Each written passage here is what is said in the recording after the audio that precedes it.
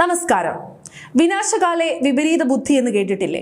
കഴിഞ്ഞ ദിവസം തിരുവനന്തപുരത്ത് ഇഡി ഉദ്യോഗസ്ഥർക്ക് നേരെ CPIM SFI ഗുണ്ടകൾ ആസൂത്രിത ആക്രമണം നടത്തിയപ്പോൾ ഒടുവിൽ അത് ചെന്ന് തറച്ചിരിക്കുന്നത് പ്രതിപക്ഷ നേതാവ് പിണറായി വിജയന്റെ മകൾ വീണ വിജയന്റെ നെഞ്ചത്ത് തന്നെയാണ്.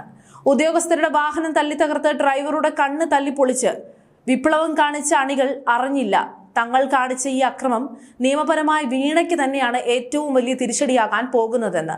CMRL എക്സാലോജിക് ഇടപാടിലെ റെയ്ഡിന് പിന്നാലെ ഇഡി തങ്ങളുടെ അടുത്ത ആയുധം പുറത്തെടുത്തു കഴിഞ്ഞു.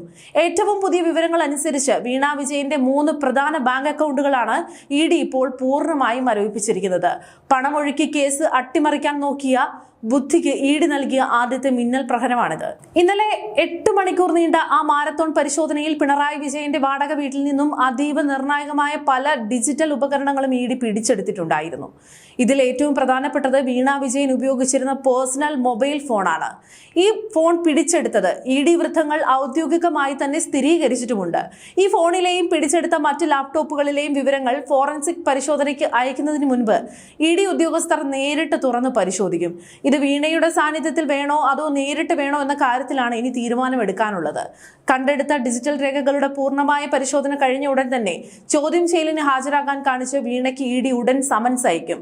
സ്വത്ത് വിവരങ്ങൾ അടക്കം ഓരോ പൈസയുടെ കണക്കും ഇനി വീണയ്ക്ക് ഇഡിയുടെ മുന്നിൽ നിരത്തേണ്ടി വരും. യഥാർത്ഥത്തിൽ ഇന്നലെ റെയ്ഡ് കഴിഞ്ഞ ശേഷം പിടിച്ചെടുത്ത രേഖകൾ വിശദമായി പരിശോധിച്ച് ആദ്യഘട്ടത്തിൽ CMRL ഉദ്യോഗസ്ഥരെ ചോദ്യം ചെയ്ത ശേഷം മാത്രം വീണയ്ക്ക് സമൻസ് അയക്കാനായിരുന്നു ഇഡിയുടെ ആദ്യത്തെ പ്ലാൻ. എന്നാൽ വീട്ടുപടിക്കൽ CPM നേതാക്കൾ അണികളെ ഇറക്കിവിട്ട് അക്രമം കാണിച്ചതോടെ ഇഡി തങ്ങളുടെ തന്ത്രമങ്ങ് മാറ്റി. ഇന്നലത്തെ അക്രമ സംഭവങ്ങൾ വീണയ്ക്കെതിരെ തന്നെ കോടതിയിൽ ആയുധമാക്കാനാണ് ഇഡിയുടെ തീരുമാനം. ഇനി ഈ സമൻസിനെതിരെ വീണ ഹൈക്കോടതിയിലോ സുപ്രീം കോടതിയിലോ പോയാൽ ഇഡി കടുത്ത നിലപാടാവും എടുക്കുക. തിരുവനന്തപുരത്തെ വീട്ടിൽ വെച്ച് കടുത്ത പ്രതിഷേധവും അണികളുടെ വധശ്രമവും ഉണ്ടായ സാഹചര്യത്തിൽ വീണയുടെ മൊഴി സമാധാനപരമായി രേഖപ്പെടുത്താൻ സാധിച്ചില്ല. ഉദ്യോഗസ്ഥരുടെ ജീവന് ഭീഷണിയുണ്ട്. അതുകൊണ്ട് തന്നെ പ്രതിയെ ഓഫീസിലേക്ക് വിളിച്ചു വരുത്തി അതീവ സുരക്ഷയിൽ ചോദ്യം ചെയ്യേണ്ടത് അനിവാര്യമാണെന്ന് ഇഡി കോടതിയെ അറിയിക്കും. ഹിയറിംഗിന് സ്റ്റേ ചോദിച്ച് വീണ ചെന്നാൽ അണികൾ കാണിച്ച ഈ ഒരു ഗുണ്ടാ വിളയാട്ടത്തിന്റെ ദൃശ്യങ്ങൾ കാണിച്ച് ഇഡി ആ അപേക്ഷ കോടതിയിൽ വെച്ച് തന്നെ റദ്ദാക്കിപ്പിക്കും. അണികൾ കാണിച്ച ആവേശം മകൾക്ക് ജാമ്യം പോലും കിട്ടാത്ത അവസ്ഥയിലേക്ക് കാര്യങ്ങൾ എത്തിച്ചിരിക്കുകയാണ്. തന്റെ വാടക വീട്ടിൽ മകളെ താമസിപ്പിച്ച് ഈ റെയ്ഡ് തനിക്കെതിരെയും പാർട്ടിക്കെതിരെയുമാണെന്ന് വരുത്തി തീർത്ത് അണികളെ തെരുവിൽ ഇളക്കിവിട്ട പിണറായി വിജയന്റെ ആ കാഞ്ഞ ബുദ്ധിക്കേറ്റ ഏറ്റവും വലിയ തിരിച്ചടിയാണിത്. നിങ്ങൾ തെരുവിൽ കല്ലെറിഞ്ഞാൽ കേന്ദ്ര ഏജൻസി പേടിച്ചോടുമെന്നാണ് കരുതിയതെങ്കിൽ അണികൾക്ക് തെറ്റി. അക്കൗണ്ടുകൾ മരവിപ്പിച്ചു, ഫോൺ പിടിച്ചെടുത്തു. ഇനി അടുത്തത് കൊച്ചിയിലെ ഇഡി ഓഫീസിലേക്കുള്ള വിളിയാണ്.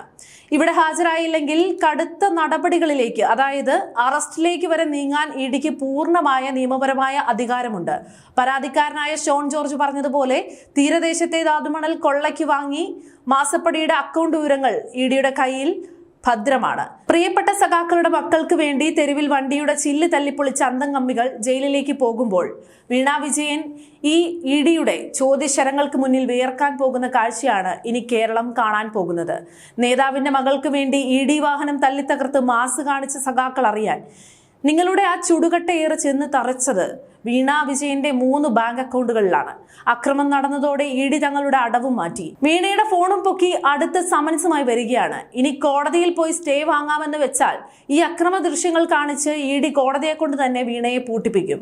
സ്വന്തം മകളുടെ അഴിമതി മറയ്ക്കാൻ പാർട്ടിയെയും അണികളെയും പരിചയമാക്കി പിണറായി വിജയന്റെ രാഷ്ട്രീയ തന്ത്രങ്ങളെ നിയമം കൊണ്ട് ഇഡി പൊളിച്ചെടുക്കുകയാണ്.